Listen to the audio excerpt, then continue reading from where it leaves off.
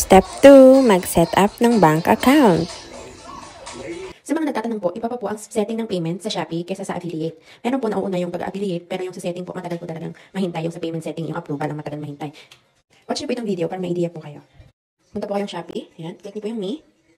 And then, affiliate program. Account, yung setting po sa taas. Makikita kayo dyan, account setting and payment setting. Settle niyo po yan parehas.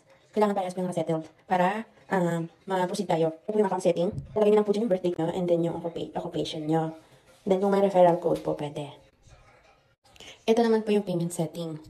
Ito yung pinaka-importante kasi dito ang payment setting kasi dito ibibigay ni Shopee yung magiging bayad po sa inyo. So yung pinilitan yung komisyon, diyan siya dapat papasok. Yan ang matagal hintayin. Kailangan tama lahat ng details at tama lahat ng i-input nyo na tawag dito, na name at saka yung cellphone number at saka bank account lalo na. Yun ang pinakamahalaga yung bank account.